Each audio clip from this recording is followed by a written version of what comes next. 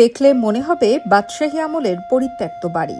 জীর্ণ শীর্ণ ভবনের ভেতরে ঢুকলে বোঝা যায় এখানে কোনো একদিন মাছের রেণু উৎপাদন চলত।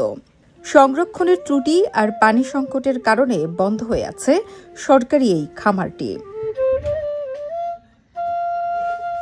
নেত্রকোনার দুর্গাপুর উপজেলার একমাত্র রেণু উৎপাদন খামার ছিল এটি। বন্ধ হওয়ার ফলে দীর্ঘদিন ধরে ক্ষতিগ্রস্ত হচ্ছেন স্থানীয় মৎস্য চাষিরা।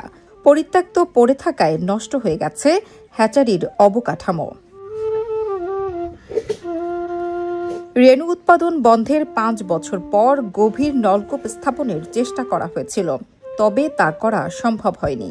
এবার নতুন একটি প্রকল্পের মাধ্যমে এই খামারটি চালু করা হবে বলে জানান খামার ব্যবস্থাপক গোপাল চন্দ্র দাস।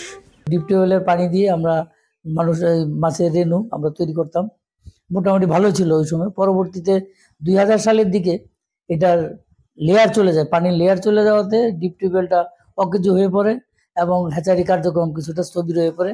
এবং পরবর্তীতে 2005-06 আর্থিক সালে পুনরায় আবার একটা পদক্ষেপ নেওয়া হয় যাতে পানির লেয়ার যাতে আমরা পেতে পারি, কিন্তু না, 165 ফুট লেয়ার যাওয়ার পরে, নুড়ি পাথর পাওয়ার পরে আর ঠিকাদার কাজ করতে পারে নাই।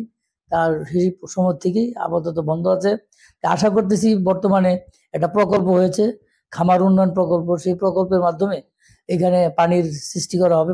এই পানিটা অচিরেই করতে পারি, তাহলে আমার মনে হয় এখানে মাছের উৎপাদন আগের চেয়ে অনেক বাড়বে।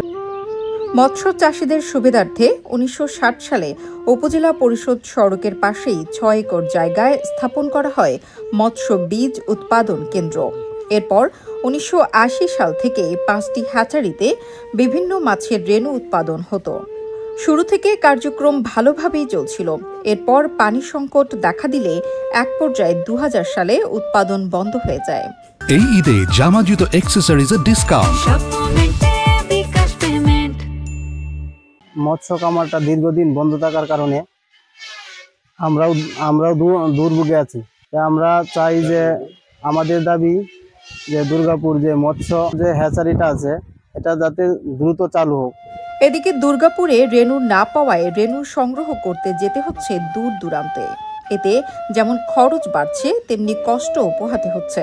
আমি রেগুলার একজন মৎস্য চাষী, আমার প্রায় 160 একর জমি নিয়ে একটা পুকুর আর কি। আমরা দুর্গাপুর থেকে রেণু না পাওয়ার কারণে আমরা বিশেষ সমস্যায় আছি। আমরা বিভিন্ন জায়গা থেকে দূরের থেকে, যেমন শ্যামগঞ্জ, তারপরে গরিপুর, সমুগঞ্জ, দূর থেকে রেণু আনতে হয়। রেণু আনতে গেলেও অনেক সময় দেখা যায় রেণু অ্যাক্সিডেন্ট হয়ে যায়। সমুগঞ্জ, দূর থেকে রেণু আনতে হয়। রেণু আনতে গেলেও অনেক সময় দেখা যায় রেণু অ্যাক্সিডেন্ট হয়ে যায়। আমার দাবি হলো যে এটাতে অচিরেই রেণু উৎপাদন হোক, আমাদের এলাকার জন্য সুবিধা। নেত্রকোনা জেলার অন্যান্য হ্যাচারির পাশাপাশি দুর্গাপুরের হ্যাচারিটিও চালু করা হবে, এ আশ্বাস দিয়েছেন জেলা মৎস্য কর্মকর্তা। দুর্গাপুরের হ্যাচারিটা লোকজন যাতে সুফলটা পায় এটা চালুর ব্যাপারে আমরা সর্বাত্মক চেষ্টা করছি যাতে চাষে লাভবান হয়। এই জন্য যে যে প্রয়োজনীয় পদক্ষেপ দরকার ঊর্ধ্বতন কর্তৃপক্ষকে অবহিত করবো, সেটা আমরা চালু করার সর্বাত্মক করছি। আল নোমান শান্তের পাঠানো তথ্য ও ভিডিও চিত্রে ডেস্ক রিপোর্ট, কালের কণ্ঠ।